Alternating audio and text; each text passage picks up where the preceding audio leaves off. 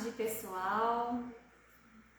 Sejam bem-vindos a mais uma live, mais um tema que a gente vai conversar sobre o tabagismo. Vamos aguardar só um minutinho para as pessoas irem se conectando. Vocês também nos ajudem aí na divulgação, compartilhem com os conhecidos de vocês. Já já vou chamar a participante de hoje, né? Hoje a gente conta com a presença da Danúbia, que também é psicóloga, e ela faz um trabalho ela tem experiência também, né, com a atuação em grupos de tabagismos, então vai ser uma conversa bem legal.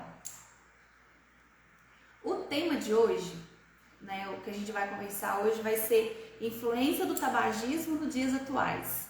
Então a gente vai trazer uma coisa bem atual, uma possibilidade de troca de um assunto bem presente, né? Bem-vindos! Vou chamar ela aqui para a gente já dar início.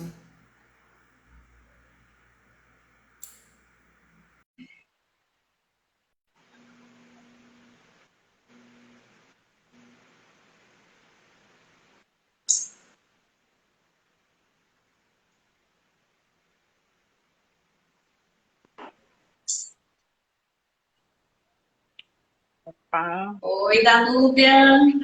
Olá, deixa eu apertar aqui. Aí. Olá, boa tarde, você me ouve bem? Sim, tá ótimo. Bem-vinda! Obrigada. Não estou conseguindo te ver, mas está tudo bem, estou perfeito. Ué, vocês que estão nos Aqui, vendo, vocês estão conseguindo ver tanto a mim quanto a Danúbia? Dá um feedback para nós aqui, por favor. quem está vendo nós duas? Isso. Vocês conseguem ver nós duas?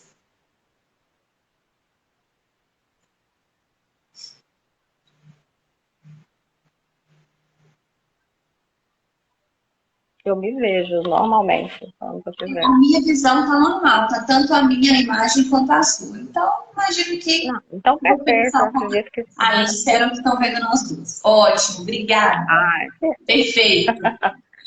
Muito bom. obrigada. Então, para a Tem gente um delay, né? começar, né, Danúbia, bem-vinda novamente. Te agradeço muito Obrigada. por ter topado, né, participar desse momento junto conosco, né?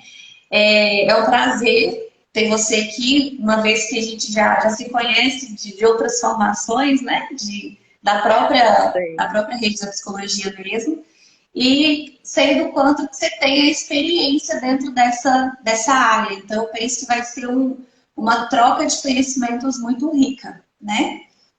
Então, a gente vai funcionar assim, né, para quem está participando juntamente conosco. Eu vou deixar com que você conduza, né, dentro da temática proposta, e vou interagindo à medida que eu perceber que posso contribuir com alguma coisa. E vocês que estão Perfeito. participando junto com nós aqui, podem ir mandando mensagens, mandando perguntas, caso surja alguma coisa durante a fala, que aí depois eu faço a leitura e a gente faz o complemento juntamente com as respostas. Tá bom? Então, Perfeito. reforçando, a gente vai conversar hoje sobre o tema, né? Influência do tabagismo nos dias atuais, que é uma proposta, né, desse projeto que a gente está tendo que adaptar um pouquinho por conta da pandemia. Então, a gente está podendo contar com a participação e colaboração de outros profissionais de outras áreas. E aí, hoje, juntamente com você, a gente vai ter a oportunidade de conversar um pouco sobre isso. Uma vez que você já é psicólogo, já tem uma trajetória na própria psicologia, na rede do SUS, mas também focado na questão do controle do tabagismo, né? Então, eu te passo a palavra para a gente começar. Obrigada. Boa tarde para quem está aí acompanhando a gente. Então, eu tenho, né, 11 anos de carreira já na psicologia e dediquei realmente parte do tempo dessa experiência para trabalhar com o grupo de controle de tabagismo.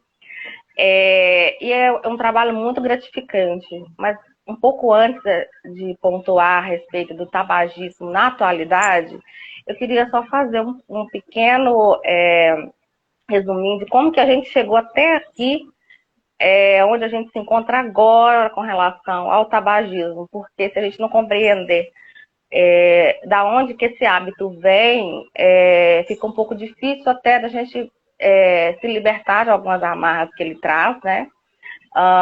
E conseguir se livrar desse vício, as pessoas que têm esse interesse, né, em adquirir mais qualidade de vida e tal. Mas da onde que isso veio? Porque quando eu comecei a fazer esse trabalho, eu fui pesquisar, né? Da onde que isso veio? E aí, assim, as primeiras datações do uso do tabaco são do século XV, então uma coisa bem antiga, né? Nos Andes bolivianos ali era utilizado para rituais sagrados, como inseticida principalmente. Então, assim, é interessante como que isso chega até nós, né? Os indígenas, os povos indígenas daqui do Brasil, como que chegou no Brasil? Através da população indígena. Então, quando os nossos colonizadores chegaram, eles observaram o uso, né, que os povos indígenas faziam do tabaco, experimentaram também, à época gostaram, e aí que começaram a exportar, né, para o resto do mundo.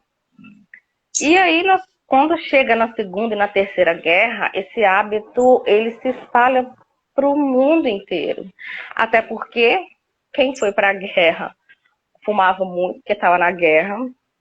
Quem ficou extremamente ansioso porque os seus parentes estavam na guerra e quem não tinha parente ou não estava morando, não morava nos países diretamente envolvidos, estavam extremamente ansiosos devido ao fato de estar rolando guerra mundial. Então foi quando teve essa explosão aí, né, do uso pelo mundo todo. Aí, posteriormente, quando foi na década vamos pular um pouquinho, né, para a década de 40 e de 50, o que aconteceu? As comunidades científicas, né, a população médica já começou a fazer pesquisas indicando que o tabaco trazia malefícios para a saúde, né? E aí, na década de 40 e 50, isso foi muito pesquisado. Quando chegou na década de 60, aí sim, realmente, toda a comunidade médica chegou nesse consenso de que o uso do tabagismo ele era prejudicial à saúde.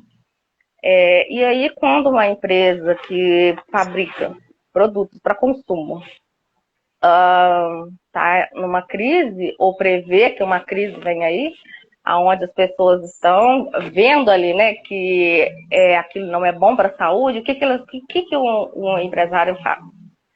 Ele vai investir em propaganda do seu produto.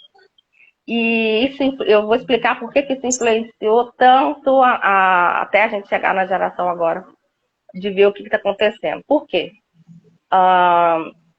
Foi investido na década de 60 e 70 cerca de R$1 bilhão, assim, na última pesquisa que eu olhei, era R$1 bilhão só em propagandas de cigarros nos filmes, Hollywood, etc. Então, criou-se toda uma persona em torno do uso do tabaco, né? Para quem, né, assistiu e se recorda, eu estava buscando lembrar aqui mais cedo exemplos. Isso fica muito claro, por exemplo, a Marilyn, o ensaio fotográfico dela, primeiro que Marilyn Monroe, né? Que ela fez fumando, era de 52. Tem também Bonequinha de Luxo com a Audrey Hepburn no filme, né? Onde todo mundo lembra do quê? Da Audrey maravilhosa, com a tiara, as luvas e uma piteira gigantesca. Exato. E aquela piteira gigantesca. E aí, então, a Melly era uma mulher sensual, a Audrey já tinha uma persona mais inocente, bonitinha, inocente. Tem também o Clint Eastwood, acho que é assim que fala, em Três Homens e um Conflito, naquele filme de 61, onde ele é machão, cowboy machão, fica mascando cigarro assim de lado e tal. E o Grease me veio à mente. O Grease, nos tempos da Brilhantina, ele é de 78, ele é de um pouco depois. Mas veio muito claramente na minha mente, para quem viu o filme, que quando a Sandy, né, que é a personagem da Olivia Newton-John, vai conquistar o Danny, que no caso é o John Travolta, o que ela faz? Ela veste uma roupa de couro preta, começa a fumar. Então, aí todo mundo, nossa, entende, agora é descolado e tal. E aí sim o Danny quis ficar com ela. E isso são coisas que ficavam muito subentendidas, eram mensagens que ficavam subentendidas, mas era uma mensagem muito clara. Você fumar, você vai ficar mais elegante, mais chique, vai se enturmar. Então, as pessoas que tinham acesso à cultura, né, esses filmes, as propagandas hollywoodianas, acabaram que entraram nesse viés aí, né, de estar fazendo uso do tabaco devido a esse tipo de influência. As pessoas nas classes trabalhadoras que não tinham acesso a isso, faziam também, sempre fizeram, né, o uso do tabaco em virtude de trabalharem na roça mesmo, por exemplo. Porque era um inseticida natural. Para você ter uma ideia, a minha falecida avó, ela me dizia, ela faleceu de câncer, inclusive, me disse que a lembrança dela de começar a fumar tinha 3 anos. 3 anos quando ela começou a fumar, porque ela ia também para a roça com os pais, e aí tinha que ficar fumando com o mosquito, não ficar picando. Então, olha pra você ver, um inseticida natural e tava pra criança, toma aqui. Mosquito tá te picando, toma aqui, vai pitando aí que eu vou sair de pé de você. E foi. Então, assim, ó, hoje a gente olha pra isso como um absurdo, né? Mas era muito comum estar arraigado na nossa cultura, né? Isso era muito comum.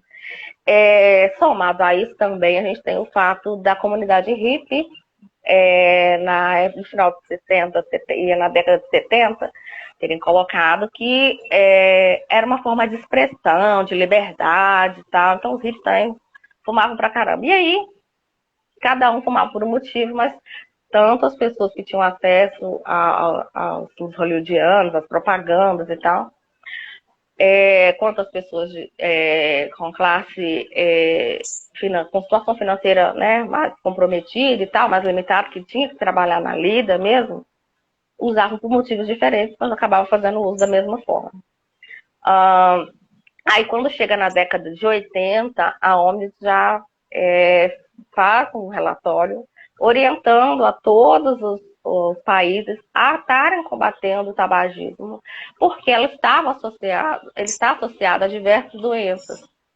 E aí que o Brasil foi, de certa forma, e ainda é considerado pioneiro nisso, porque desde 86 que no Brasil existe um trabalho de controle do tabagismo. Isso é muito interessante, porque nós somos referência no mundo. As pessoas às vezes não têm a ciência disso, mas isso é muito interessante.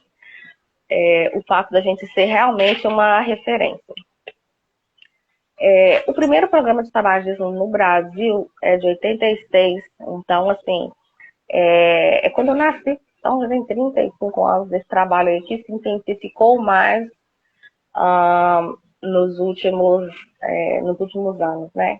Aí eu até separei aqui para ver, antes da gente falar do tabagismo, todas as doenças que estão associadas ao tabagismo. E não são poucas. Vários tipos de câncer, como de pulmão, laringe, faringe, esôfago, estômago, pâncreas, fígado, rim, bexiga, colo do útero, leucemia, doenças do aparelho respiratório, como enfisema pulmonar, bronquite, asma, infecções respiratórias, doenças cardiovasculares, né, principalmente aneurismas, tromboses, etc. Também úlcera do aparelho digestivo, né, osteoporose, catarata, impotência sexual no homem, infertilidade na mulher, menopausa precoce e complicações da gravidez. Isso aqui é uma pesquisa de antes do Covid. Então, você imagina depois como que isso aqui intensificou mais, né? Porque acabou ficando mais arriscado. Pois é, ficou mais arriscado. Então, na minha experiência, especificamente com o tabagismo, quando eu dizia para as pessoas que o cigarro era causador de muitas mortes, existe um ranking mundial de mortes evitáveis. Então, tem vários itens como doenças cardiovasculares, várias coisas. O tabagismo é um dos principais causadores de doenças evitáveis, né? Isso abaixo do alcoolismo, e em seguida vem a questão dos acidentes e tal, mas é um índice muito grande. Quando se coloca doenças evitáveis, é que o não uso do tabaco poderia evitar diversos tipos de doenças, principalmente as cardiovasculares e as respiratórias, né? Então, a partir daí, qual que foi o posicionamento do Brasil? Então, vamos proibir a exibição. E quem cresceu aí nessa década de 80, 90 foi acompanhando tudo isso. Então, antes tinha lá as prateleiras com tanto de cigarro, depois foi tudo pro caixa, meio que escondidinho lá, assim, só para quem quisesse mesmo. Não podia expor. As propagandas também na televisão aberta, ela foi proibida, né, de ser feita.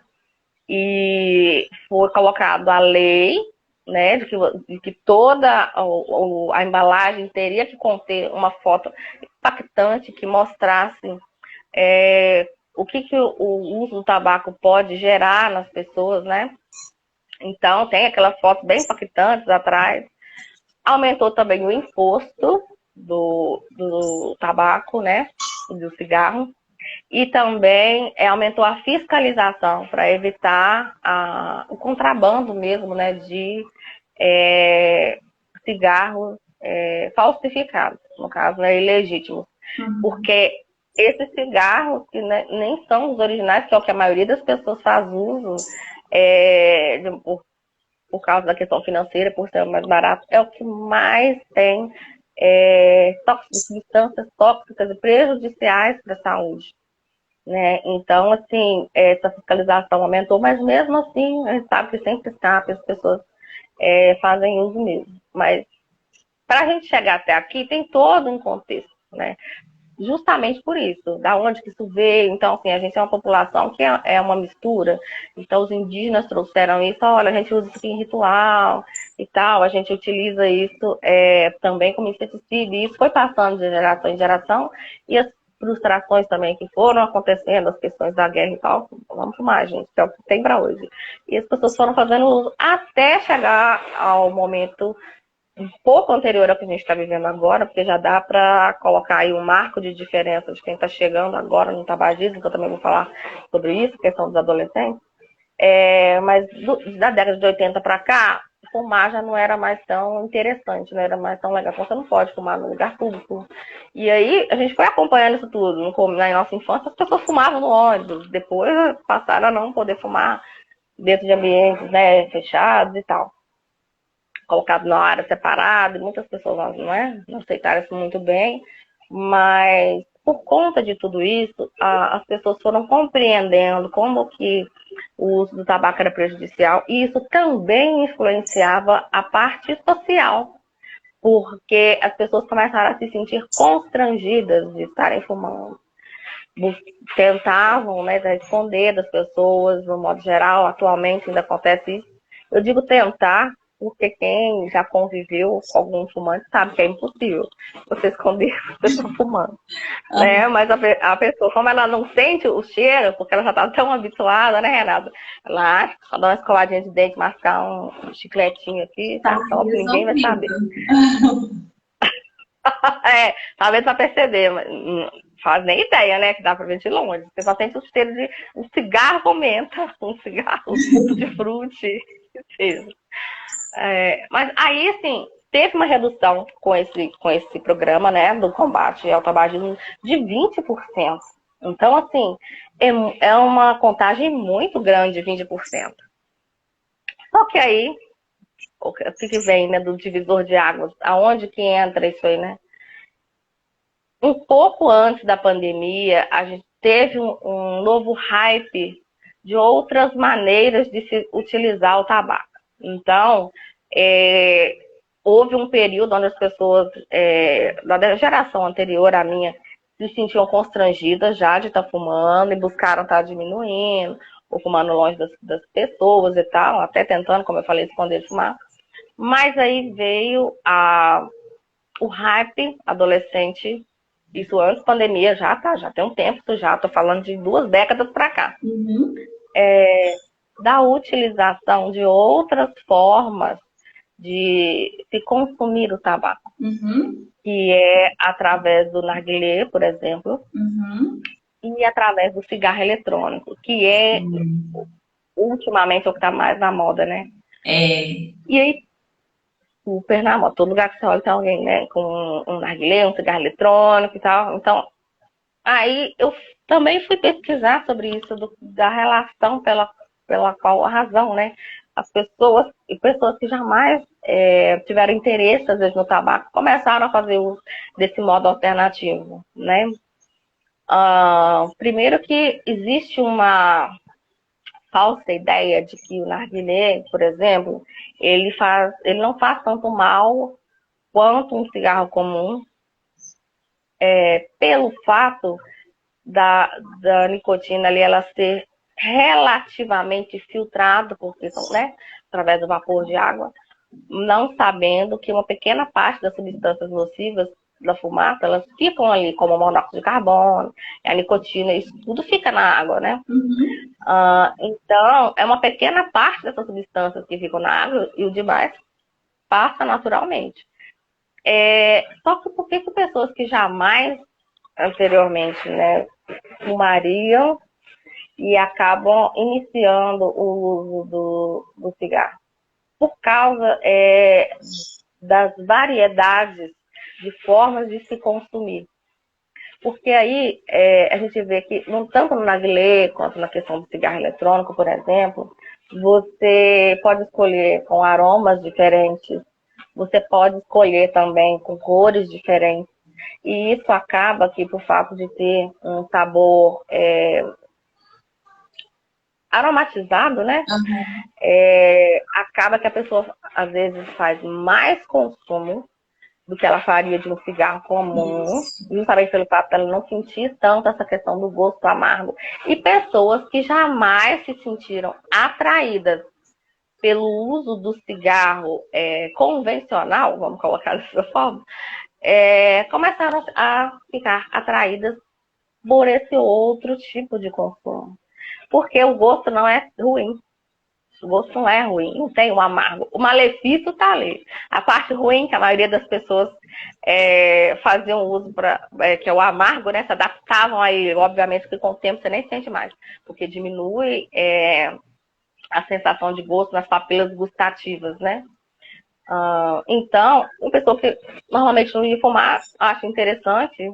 Aí, com a questão do advento da internet, as pessoas têm acesso a influências, festas de influência, essas coisas que realmente influenciam a imagem do outro, de pessoas que a gente admira de certa forma, elas influenciam no nosso cotidiano. Então, você observando esse tipo de comportamento no outro, às vezes você acaba por experimentar. Por isso esse novo hype, que uma coisa que estava fazendo isso aqui com todo o programa de combate, pouco antes da pandemia já estava tendo esse novo hype por conta disso. E aí isso foi crescendo, crescendo, crescendo. Aí vem o quê? Pandemia.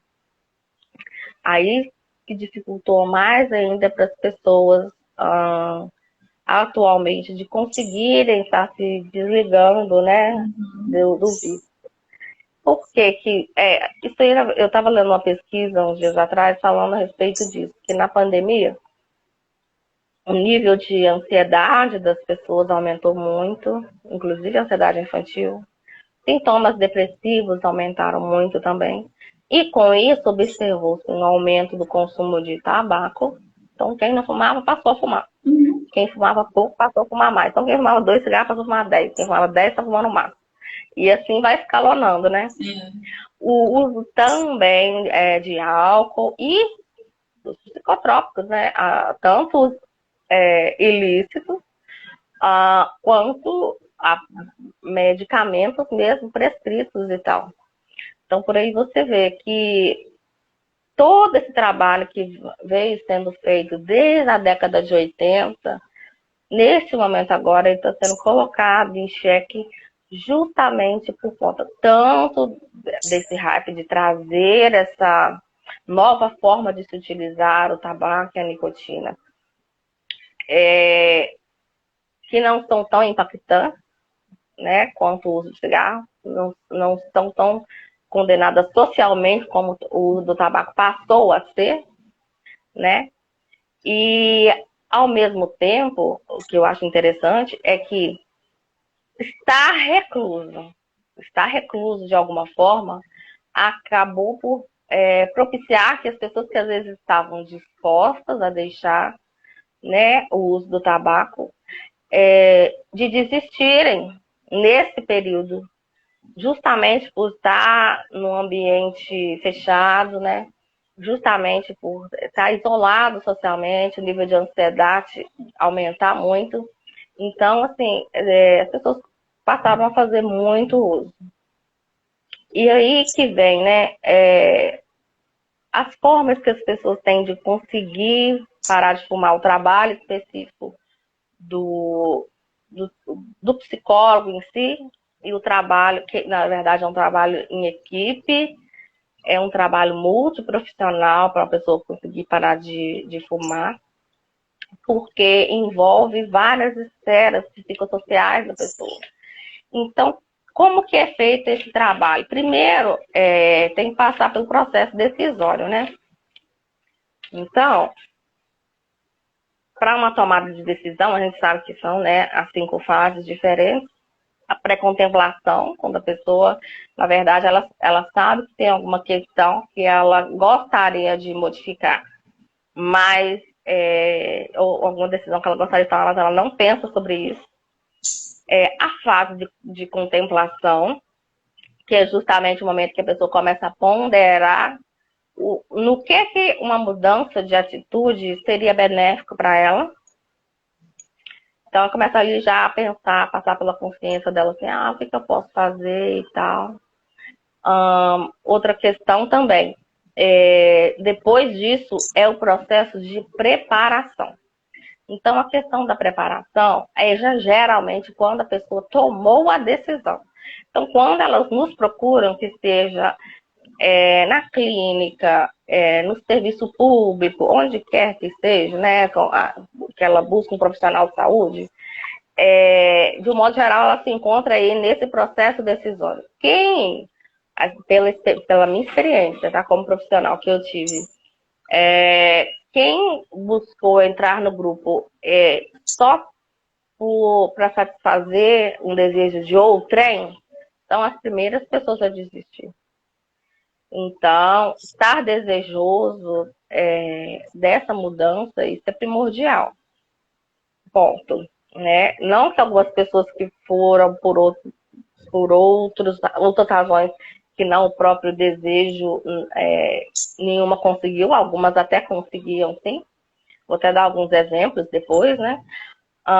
Mas para uns é mais fácil, para outros não. A gente sabe que todo tipo de tomada de decisão, ela envolve muitas questões, que são o ambiente que a pessoa se encontra, a genética da pessoa, os traços de personalidade, o que ela está passando no momento de vida. Então, se ela está passando por um período ansiogênico, é muito mais difícil de se deixar o tabaco, né? Depende também se ela tem algum outro tipo de vício prévio. Então, por exemplo, quando há comorbidade do tabagismo com o etilismo, a orientação da Organização Mundial de Saúde, por exemplo, é que primeiro que não se retire ambos ao mesmo tempo.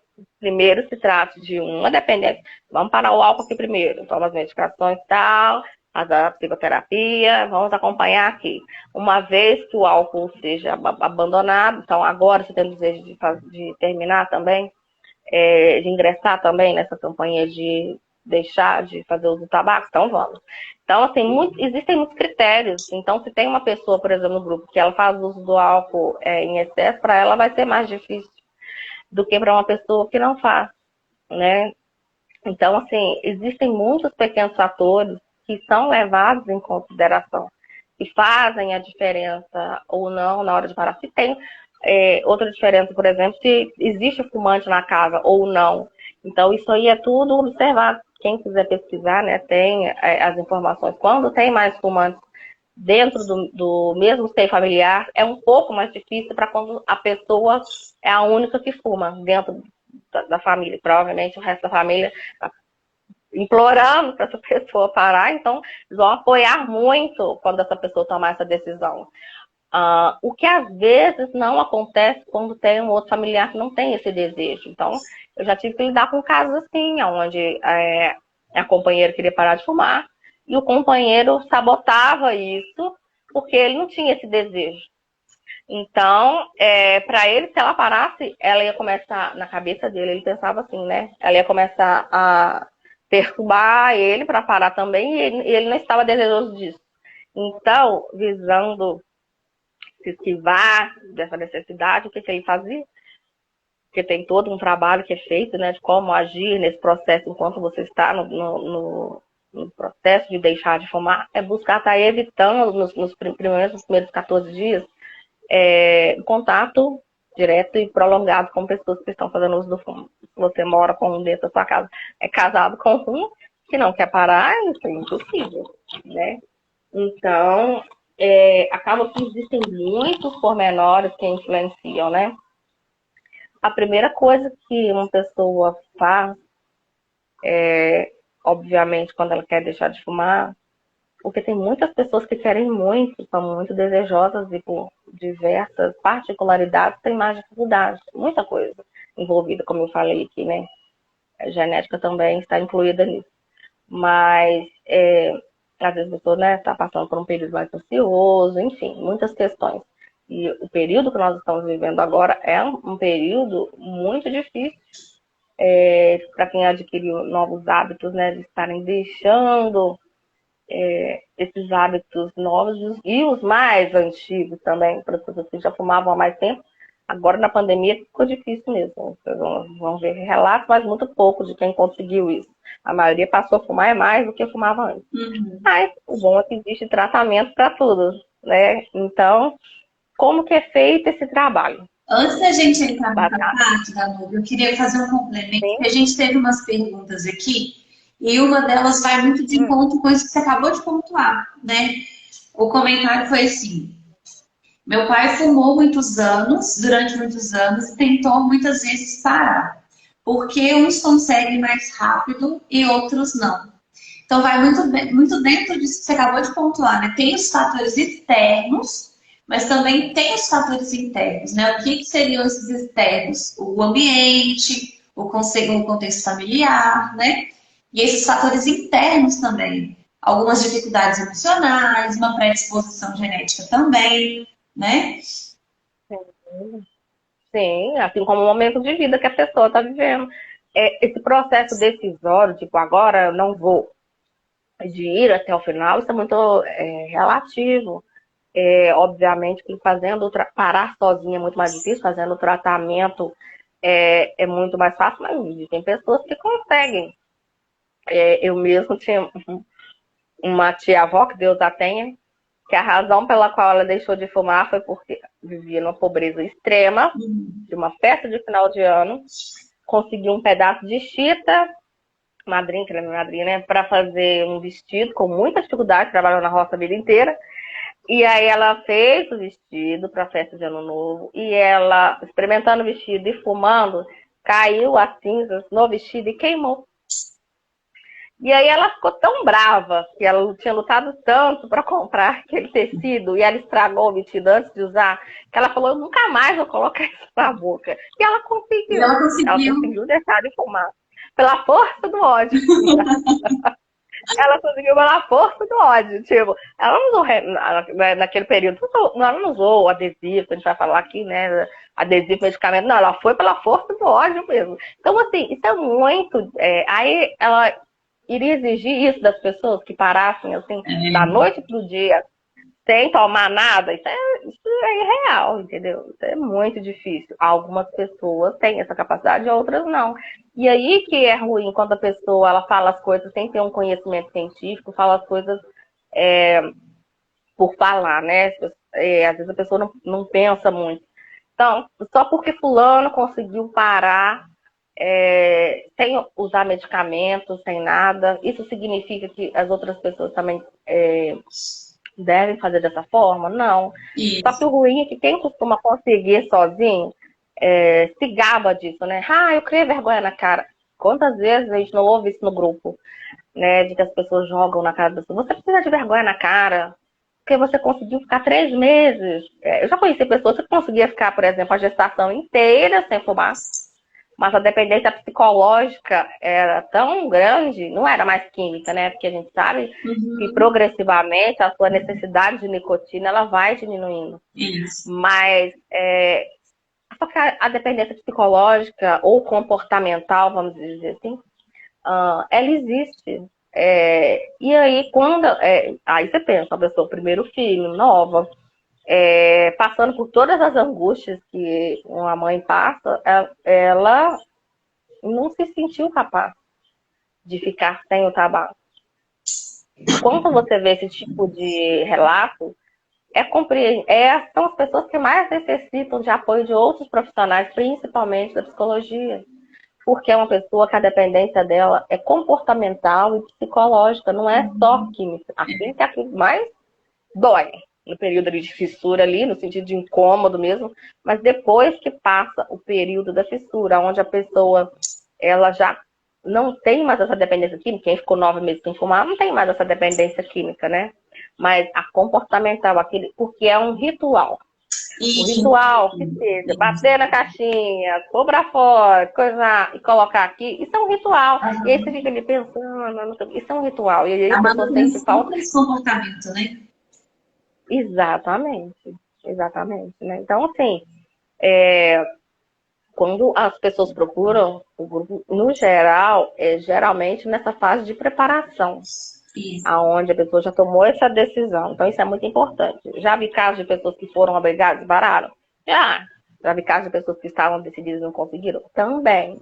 Mas o sucesso dos grupos, ele era muito bom. Se eu não estou enganada, era de 40% a 60% das pessoas que conseguiram, porque eram bairros diferentes, então tiveram bairros que tiveram mais sucesso do que outros. Os grupos eram divididos por bairros. Mas olha como isso é interessante. Os bairros onde tinha mais vulnerabilidade social era onde as pessoas tinham mais dificuldade de parar. Exatamente. Então, por aí você vê que a realidade da pessoa isso também influencia ali, né? Tá com uma vida difícil, sofrida, que trabalha o dia inteiro. Mas, voltando à questão de como que funciona esse processo de deixar de fumar, né? Sim. Depois da preparação, que vem o processo da decisão, vem a ação mesmo, né? Que é o ato da pessoa de agir em função do objetivo que ela tem. É a parte mais difícil, sim. Necessita de acompanhamento? Também. Que tipo de acompanhamento? Obviamente, médico, com certeza. Até para poder avaliar o nível da dependência dessa pessoa, para quem perguntou aí por que para uns é mais fácil do que para outros, existe também um nível de dependência. Esse nível, ele é classificado, né? A pessoa se classifica através do teste de Parkinson, acho que é assim que fala. Teste Me de perdoe se eu estiver falando errado. Mas que são, né, aquelas 23 perguntas, se eu não me engano, são 23, tem um tempo que eu não aplico, tem um tempinho que eu não aplico, mas através dali que o médico e o psicólogo vai se basear para ver o nível de dependência da pessoa, né? Então, dentro desse trabalho, nesse teste, nessa testagem, se avalia essa pessoa, o grau de dependência, porque aí isso que vai nortear a dosagem medicamentosa dela e a dosagem também do adesivo de nicotina. Porque quando a pessoa ingressa nesse grupo, nesse trabalho para deixar de fumar, algumas pessoas estão com a dependência muito grande. Então, você não vai pegar uma pessoa que fuma, sei lá, um maço, são 20 cigarros, ou já até às vezes 2, 3, nós vamos pensar aí, né? A pessoa que fumou e está fumando 20 cigarros da noite para o dia, a partir de hoje você não vai fumar mais. Não. Esse é um trabalho que é feito, para quem não consegue, é claro, de maneira gradativa. Então você já não coloca tanta pressão na pessoa, fala assim, olha, vamos fazer o seguinte, não é que eu vou dizer, a partir de agora você não vai fumar mais. Se você conseguir fazer isso, ótimo. Mas se amanhã, ao invés de 20 cigarros, você conseguir fumar 18, você já entrou no processo. E é assim que tem que começar. E é assim que começa mesmo. E a pessoa vai reduzindo ali. Então, tá, amanhã vou fumar 18, aí vou fumar ali uns 2, 3 dias de 18. Depois da manhã vou fumar só 15. E aí passam uns dias, né, agora eu vou fumar só 10. Até você ir reduzindo isso o máximo possível até chegar na quantidade de zero. E, obviamente, enquanto você deixa de fumar, o trabalho que é feito é a reposição da nicotina no seu organismo, no organismo da pessoa que está fumando. Por isso que existem dosagens diferentes também no adesivo de nicotina, né? 7 miligramas, 14 miligramas, 21 miligramas. Porque o nível de dependência das pessoas também é diferente. Quem começa com 21 para substituir N números de cigarro, né? Quem começa com 21, depois de um tempo, avança para os 14 miligramas, depois avança para de 7 miligramas, até você poder ficar sem esse adesivo de nicotina. Algumas pessoas vão necessitar de outro tipo de medicamento? Sim. Em geral, o que os médicos geralmente prescrevem, que isso só com prescrição médica, claro, tanto o adesivo quanto o medicamento, é o cloridato de bupropiona, que é um ansiolítico, né? Ele contém ansiedade, dá uma segurada ali nos sintomas depressivos e também os comportamentos compulsórios. Por isso que ele é utilizado também para algumas pessoas que querem parar, diminuir o apetite, enfim. Mas isso algumas pessoas vão precisar da ajuda do medicamento, né, do BUP, porque elas vão precisar conter a ansiedade, porque quimicamente, né, neurologicamente, o que acontece? Quando a pessoa faz o uso da nicotina, quando ela dá aquela tragada, em 7 segundos o organismo dela já absorve aquilo ali. Isso. Então, a resposta imediata ela é muito rápida. A resposta imediata ela é muito rápida. 7 segundos é muito rápido para você já ter a recompensa ali, né, no seu centro de prazer. Aí, quando a pessoa deixa de fumar, só lembrando que a nicotina, ela estimula a produção da dopamina, que é justamente o que dá a sensação de prazer na pessoa, né? Então, na hora que ela fuma ali, ela tem aquele prazer momentâneo, ainda termina de fumar, já quer um outro e tal, mas isso faz falta para a pessoa. Quando a pessoa decide parar de fumar, o que o organismo faz? Está te pedindo nicotina, você não está dando.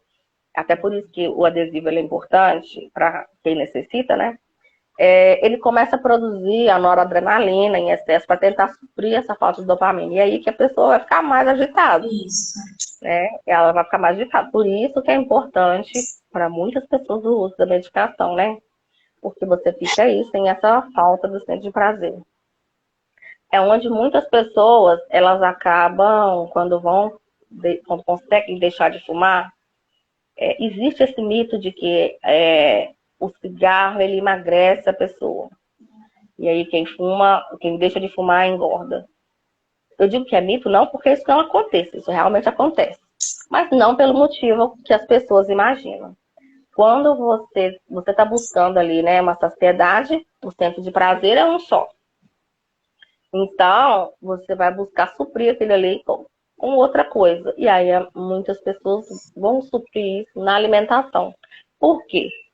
As papilas gustativas de uma pessoa que fuma já estão mortas ali, né? O gosto que a pessoa sente é completamente diferente do gosto de uma pessoa que não fuma. Exatamente.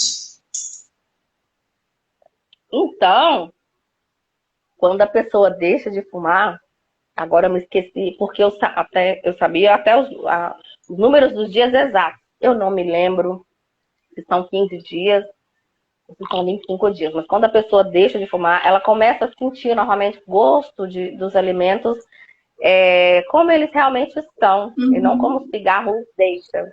Isso faz com que, obviamente, eu já estou ansiosa, porque o que estava me dando satisfação ali, satisfação no centro de prazer ali, está diminuído. Eu já estou ansiosa, agitada. E eu necessito suprir essa necessidade minha de prazer. Tem coisa mais prazerosa que comer uma comida muito gostosa. difícil, né? Então acaba que, como as suas papilas gustativas, elas começam a viver de novo, olha que sabor diferenciado, então acaba que a pessoa vai comer mais, né? Aí Ela vai comer mais. quase compulsão, né? Isso, é como se fosse uma compensação mesmo, assim, né? E é aí que particularmente nos grupos que eu trabalhei, eu sempre trabalhei com apoio de nutricionista junto, por isso, Aham. para auxiliar as pessoas com ganho de peso, né? Fazer uma educação alimentar nas pessoas, porque a maneira disso não acontecer é a pessoa, sim, desfrutar do prazer de comer, porque é importante. Você voltar a ter, né, o seu sentido do paladar na sua plenitude, mas não contrabalancear a ausência do cigarro com a ingestão de comida. Por isso que é importante passar por uma avaliação nutricional sempre. Nos grupos que eu trabalhei, dispunha tanto de um profissional da nutrição, um profissional da educação física, para, né, fazer uma atividade física que é importante, justamente por isso, para ver se a gente conseguiria liberar endorfina, dopamina, etc., através de outros meios que não sejam através da ingestão do tabaco. E a partir do momento que a pessoa entra no grupo, então resolve tomar essa decisão, é muito satisfatório ver, porque depois aí a fase da manutenção, né, que é só auxiliar a pessoa a ter ali a prevenção de recaída, que acaba sendo ali o último passo de o que fazer, né, para poder não ter essa recaída e voltar a fumar. Lembrando sempre que recaída é diferente de deslize, né? O deslize é quando a pessoa tem exatamente o deslize comportamental único. Então, eu já estou, sei lá, 6 meses sem fumar e aí trago um cigarrinho aqui, mas parei. Isso é um Os deslize. lapsos, Não né? fiz mais. O lapso é diferente da recaída. Sim, exato, exato. Agora, se você voltar todo o hábito, não, voltei a fumar 20 cigarros por dia já tem uma semana. Aí a gente já considera uma recaída. E o trabalho de prevenção à recaída é o que viria depois, né? O que fazer quando te dá aquela vontade de fumar? Porque especificamente o tabaco tem algumas estratégias psicológicas, que eu queria falar agora, né? De como você pode conseguir passar pelo momento da fissura, que duram 5 minutos apenas, mas para todas as pessoas que são fumantes, falam que esses 5 minutos parecem horas eternas, mas são só 5 minutos. Quem consegue aguentar passar os 5 minutos da fissura ali, depois isso passa, essa vontade louca passa, né? Quem consegue passar por isso, por esses primeiros 5 minutos, consegue ter o êxito. A dificuldade na prevenção de recaída é justamente aí. Você tem aquele lapso, não voltar aos hábitos antigos, né? Não voltar, não, tudo bem, eu tive esse deslize, mas eu não vou voltar aos novos hábitos, vou continuar aqui seguindo o que eu propus para mim. Isso é importante. E também, né, ter esse apoio dos profissionais, que isso é muito importante. Mas o que eu queria deixar claro também é que não é só a questão dos adolescentes, né, essa influência que eles estão tendo aqui assim agora, que faz com que as pessoas tenham aumentado, né, o uso do tabaco. A gente estava indo num caminho tão bom, né, de buscar e estar diminuindo isso aí, né, pela questão de mortes evitáveis. Infelizmente, como eu já falei, a pandemia e esse novo hype do tabagismo aí, que já estava vindo há um tempo, narguilé, igual eu falei. Perdão, minha boca já está. O que pode auxiliar, por exemplo, uma pessoa querer parar de fumar? Tem alguns exemplos para citar nos grupos que eu já trabalhei, por exemplo, a questão financeira. É algo que as pessoas não pensam muito a respeito disso, Sim. mas é muito interessante o dinheiro que é gasto com o tabaco. A gente teve casos de pessoas, por exemplo, que fizeram um pote e guardavam diariamente o dinheiro que seriam gastos com cigarro. Era até um casal. E no final do programa, né, do tratamento ali em si, esse casal conseguiu custear uma viagem de férias para os dois. Então foram para a praia no final de semana e tal, só com o dinheiro que seria gasto com o tabaco, né? Só com o uso do cigarro. E aí você coloca, nossa, mas esse é o único benefício? Não, além de você diminuir o gasto, que é um dinheiro que você não via que estava indo, que estava escorrendo, né?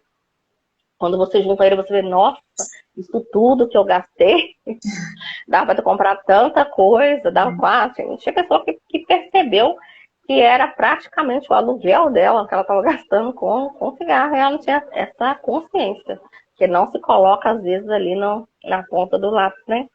Mas o fato do nosso país também ser campeão de cirurgia plástica, nós éramos segundo lugar, mas desde 2019, se eu não me engano, nós fomos campeões, estamos em primeiro lugar, atrás vem os Estados Unidos, né? Acho que o México está em terceiro, na última pesquisa que eu vi, acho eu que de 2019, mas o tabagismo ele influencia também muito negativamente na questão da vaidade pelo aspecto que fica tanto pele, cabelo, unha de quem fuma. Isso é clinicamente explicado, né? Por exemplo, uma pessoa que tem uma pessoa que fuma, acontece uma vasoconstrição, né, dos seus vasos sanguíneos, e aí com isso circula menos nutrientes, por exemplo, o bulbo capilar, então o cabelo fica mais opaco, quebra mais, a unha também, né? Fora que o dedinho de fumante que todo mundo conhece, né? Você vê assim, fumante. E isso também é uma das razões pela qual algumas pessoas do carro estão procurando, né? E aí, se você pesquisa sobre pesquisas que foram feitas, por exemplo, com gêmeos, quem quiser aí pode procurar, onde um era fumante, um era tabagista e fazia uso de álcool e o outro não, irmãos gêmeos, você vê a diferença na pele da pessoa. Isso. Parece que uma trabalhou na roça a vida inteira, e o outro ficou a vida inteira no ar-condicionado. E não, eram assim, pessoas que tinham um ritmo, uma questão de vida até parecido. Então, assim, você olha assim, você não acredita que são gêmeos idênticos em algumas fotos, né? E eu vejo que isso também influencia o dinheiro que você ia gastar, às vezes, no futuro, não só com a questão da vaidade em si, né? Mas principalmente com relação a doenças. Tantas doenças e tantos gastos que a pessoa pode evitar não fazendo uso do tabaco, né? No dia de amanhã, você ia estar gastando isso com medicamento. Então, assim, a diminuição, esse combate, né, ao uso do tabaco, ela é extremamente benéfica para a qualidade de vida da pessoa, para o condicionamento da pessoa, para a vida social da pessoa também, justamente, né, por as pessoas hoje em dia já não tolerarem tanto assim compartilhar o mesmo ambiente com pessoas que fumam, e é um direito que está garantido por lei, né, de uns anos para cá. Então, assim, você tem essa questão do gasto que vai ser menor, de você ter uma qualidade de vida, de você, principalmente, estar bem consigo mesmo, ver que você consegue. E aí, obviamente, com o auxílio, né, atualmente, qual tem sido o papel do psicólogo com relação ao trabalho no controle do tabaco, né? Onde o psicólogo entra ali? Discernir para a pessoa as fases, né, do processo de tomada de decisão, de mudança comportamental, trabalhar ali com a prevenção de recaídas, compreender, explicar para essa pessoa a diferença da dependência química para a dependência psicológica e comportamental. E aí existem algumas técnicas que nós psicólogos utilizamos que são eficazes especificamente nesse tipo de tratamento. Como eu sempre ensinei para os meus pacientes, né? O relaxamento por imagem mental, que é algo para se fazer quando a fissura está muito alta ou que aconteceu alguma situação muito ansiogênica, onde a ansiedade da pessoa vai lá em cima e ela está doida para fumar um cigarro. Algumas pequenas estratégias, né? Que até desenvolvi algumas junto com as nutricionistas que trabalhavam comigo, para dependência comportamental de estar aqui, Aham. fumando, pitando, como alguns falam, né? De cortar, por exemplo, pequenos pedaços de legumes crus para a pessoa ficar com ela aqui, ó. E aí, se der muita vontade de levar algo à boca, nossa, o que tinha de gente comendo cenoura no grupo não era brincadeira.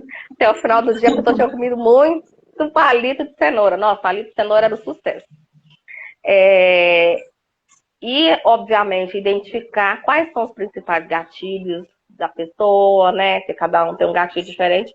Embora eu tenha percebido que o cafezinho depois do almoço, ele é universal. Exatamente. Então, gente, que gatilho universal, né? O cafezinho depois do almoço e o primeiro cigarro do dia. Isso. O primeiro cigarro do dia é super compreensível, porque a pessoa passou em abstinência a noite toda, enquanto estava dormindo, apesar de que eu já tive pacientes que acordavam de madrugada só para fumar, para voltar a dormir. Mas quem ficou abstinente a noite inteira, amanhece já doido para fumar. Então já me fizeram essa pergunta, né, de que por que o primeiro cigarro do dia é mais prazeroso? Por isso. Sim. Você ficou a noite inteira sem fumar, O tempo de manhã você foi muito maior, né? Isso. Aí, 7 horas da manhã, você toma lá com 7 segundos aquele tanto de nicotina que vai gerar dopamina, né? E aí você vai sentir isso mais prazeroso. É onde a gente, enquanto psicólogo, está trabalhando estratégias com a pessoa de estar se contendo durante esse período de fissura aí, né?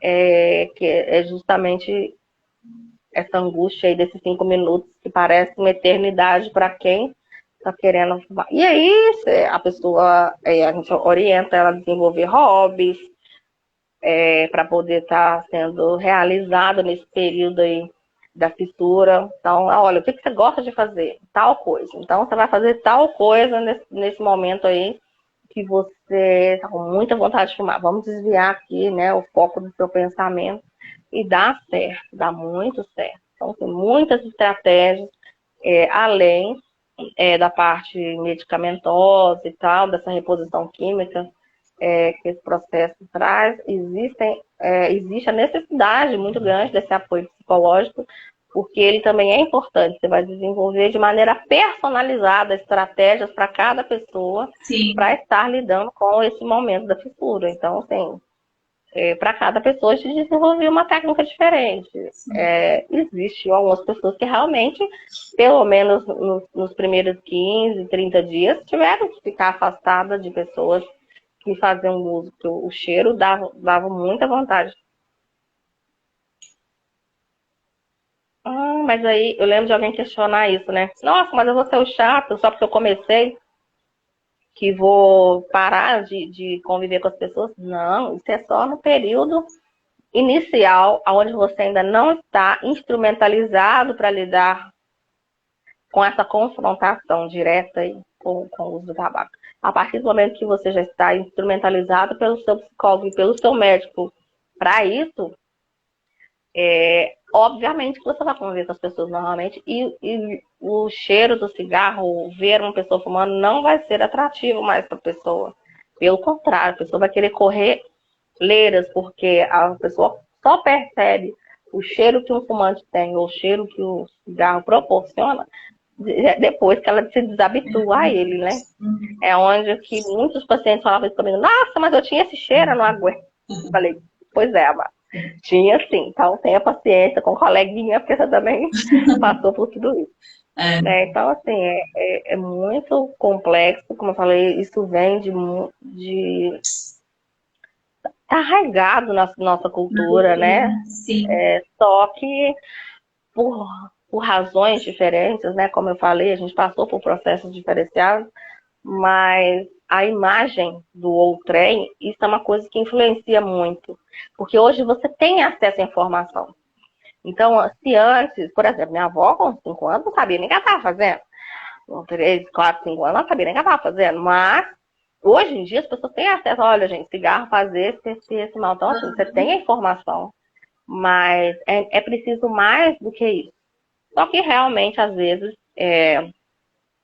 a imagem do outro, quando você tem uma pessoa que você idealiza, apesar de que às vezes essa imagem ela está meio subliminar, né? Por exemplo, nos filmes hoje você continua vendo pessoas que fumam, só que a lei americana, por exemplo, estou usando Hollywood aqui como exemplo, né? Ela não proíbe que sejam utilizados cigarros nas filmagens, nas películas, né? Só que a indústria ela não pode receber dinheiro por aquilo. Então, se você vê lá o Leonardo DiCaprio, sei lá, fumando, primeiro que me vê a cabeça, fumando, aquela marca de cigarro ela não pode patrocinar aquilo ali. Então, é o único objeto de cena. E aí, obviamente, se não entra o dinheiro, a maioria das pessoas não vai ter interesse. Só quando julgar ali que é uma coisa necessária ali mesmo. O que antes fazia justamente por conta do dinheiro.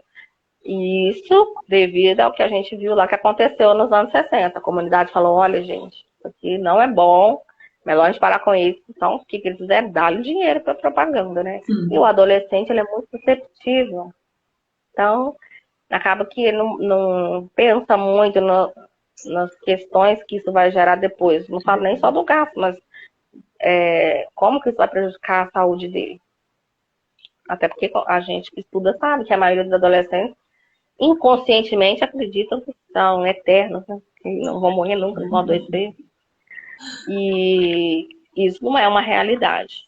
Mas, de um modo geral, é isso que vem acontecendo, sabe, Renata? No cenário atual.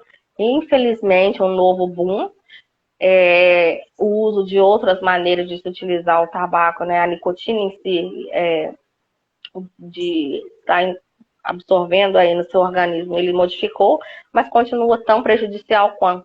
Só que ele está disfarçado de cigarros coloridos, aromatizados, rosa com gosto de menta, e aí você acredita que aquilo não faz tanto mal. Eu já vi muitas pessoas dizerem que estavam fazendo uso do cigarro eletrônico buscando parar de fumar, e aí quando você vai olhar as pesquisas, até hoje, em 2021, não tem assim um consenso da comunidade científica de que esse é um método adequado para te deixar de fumar. Exatamente. Então, assim, o processo que às vezes as pessoas colocam, né? Migram do cigarro tradicional, passando para ele por ser menos agressivo, fazer menos mal. Só que, às vezes, como você contou, o índice de uso aumenta. Porque ele é saborizado, ele tem mais atrativos para além do bem-estar físico, né? Sim, exatamente. E aí que mora o perigo, né? E é aí que está o risco. Mas, assim, para todas as pessoas que têm esse desejo, procurar, né? O programa Unimed tem um programa legal, até gostaria que você falasse um pouquinho a respeito dele, mas existe uma maneira, para quem já observou, não consigo parar sem um auxílio de um profissional, sem um medicamento. Ok, vamos procurar, porque você está evitando inúmeras doenças, como eu já li, né? Inúmeras doenças, gasto de cabeça, que depois vai gerar tanta coisa, né? Arrependimento, é muito, muito triste. Mas eu sempre digo para as pessoas, né, que não, se você conseguiu sem lançar mão de nenhum tipo de ferramenta, de nenhum profissional, não julguem as pessoas que necessitam, porque cada um é um processo. Então, essas frases do senso comum, só faltar criar vergonha, esse tipo de coisa, além de constranger a pessoa, Sim. que às vezes está realmente desejosa, né? É uma fala completamente desnecessária, e você está medindo o outro pela sua régua pessoal. Não é assim que o mundo funciona, né? Cada um que tem um organismo, sabe de si, por isso que é interessante estar sendo acompanhado por um profissional, porque através tanto do teste de Ferguson quanto da avaliação clínica, vai avaliar o seu caso especificamente, que cada um é uma particularidade.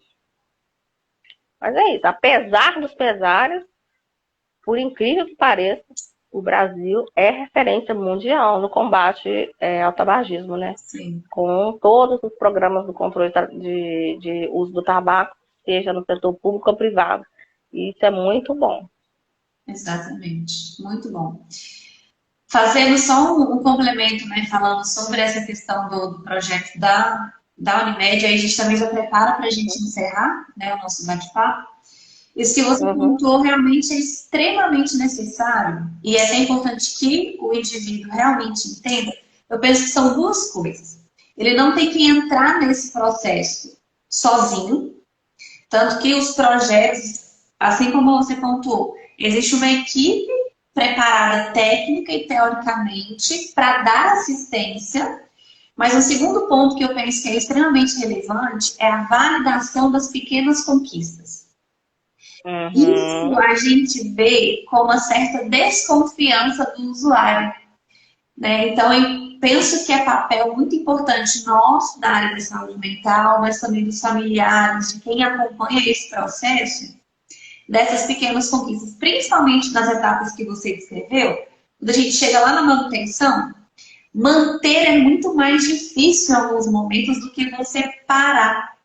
Porque manter requer escolha. E a escolha tem hora que ela pega de vez em quando, né?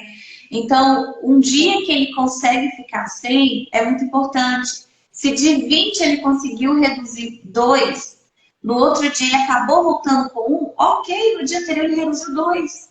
Então, essa autoeficácia é importante que vá sendo desenvolvida e que ele acredite verdadeiramente que ele pode, né? Então, trazer isso para ele é muito significativo, né? No projeto daqui da Unimed, que é o programa de cessação do vagismo, a gente realmente tem a equipe, né? O tratamento, o programa ele é com o apoio de médico, psicólogo, nutricionista, fisioterapeuta. Inclusive, agora no ano de 2022, a gente já tem, acontece 2 vezes, 2 turmas por ano, né? Com duração de 3 meses o programa. A primeira turma agora já tem inscrição aberta a partir de abril. Então, assim, já começa o ano podendo fazer alterações de comportamento. Então, isso é muito, muito bom, né? Então, o início do programa vai ser dia 25 de abril, mas as inscrições começam dia 1º e vão até o dia 14. Então, não é ter medo. Por mais difícil que às vezes seja o processo de aceitação, de assumir que existe uma problemática, de olhar para você e falar assim, a coisa está apertada, estou percebendo o prejuízo, né? Mas conseguir fazer esse movimento modular, né, de reorganização é muito bom. Para poder fechar, quando você pontuou sobre a questão do gasto financeiro em relação ao uso, eu vivenciei uma situação recente que me veio à memória quando você falou. Eu estava conversando com algumas pessoas justamente sobre isso, eram usuários também, e eu perguntei assim, quem aqui já parou para fazer conta de quanto que sai o uso? Aí eles me trouxeram o número de cigarros. Eu falei, não, gente, eu quero valores. Quem já parou para fazer conta? Aí a gente começou a fazer essa conta. Aí uma pessoa depois me falou assim, Renata, de vez em quando eu falava que fumar era um investimento. Agora eu vi que não é investimento, eu estou tendo um gasto terrível. Aí na hora que eu fui questionar a diferença, né, para ver se ele realmente entendia a diferença desse gasto para esse investimento, ele falou, Renata, eu estou acabando com a minha vida. Se eu juntar o dinheiro que eu gasto com cigarro, eu vou ter muito mais condição de fazer outras coisas. Eu falei, ótimo. Esse é o pensamento que eu preciso que você fique com ele. Né? E é uma verdade, quando a gente para e pensa, você só está gastando. Os 7 minutos de bem-estar, eles não compensam muito o número de termos. Se a gente coloca uma balancinha, o número de malefícios é muito mais alto do que o benefício. Sim. Então, Sem contar que a gente está vivenciando aí, né, uma pandemia onde o sistema respiratório onde há o principal comprometimento, né? Então, isso. deixa o mal, gente. Foi até uma outra pergunta que foi mencionada, né? Que quem fuma faz parte do grupo de risco para o coronavírus. Que é o foco maior, né? Porque é o comprometimento, né, dos alvéolos pulmonares, né? É aí que está a questão, é onde pode gerar diversas doenças respiratórias. E para quem, se você já tem ali, está quase com efizema pulmonar, imagina, entendeu? Adquirir um vírus desse, com a pré-efizema. Imagina, olha só o trabalho, a questão que vai, uma dificuldade que vai ser, o gasto que vai ter, o trabalho que vai ser. Nossa, tem coisa melhor do que respirar de maneira perfeita? Não, não tem. É verdade. Muito bom, Nanuga. A gente vai ficando por aqui, né? Eu penso que foi uma conversa muito rica, muito esclarecedora, inclusive, né? Até para quem está participando. Teve uma galera interagindo aqui, bem legal, parabenizando pela fala. Foi muito legal. E eu reforço isso, né? Em agradecimento pessoal, mas também em nome da Unimed, te agradeço muito por ter participado e pelo número de informações que você trouxe. Né? Realmente foi uma troca muito bacana. E a vocês também, né, que participaram, agradeço muito a participação e a permanência juntamente comigo e com o Danube até agora no finalzinho. Né? Te agradeço muito, agradeço a todos vocês que estão aí ouvindo. E, gente, procurem os profissionais de saúde, né? A gente está ali dispostos a poder estar auxiliando. Procurem, vamos buscar qualidade de vida. Sim. E lá na frente a vida vai cobrar da gente que a gente fez. Né? Então, vamos procurar ter qualidade de vida. Eu agradeço o convite, tá, Renata? Estou à disposição, se precisar. Muito obrigada a todos vocês que ficaram conosco até agora. Isso, muito obrigada, Nube, pessoal que está aqui com a gente. Uma boa noite para todos vocês. Tchau. Boa noite, tchau.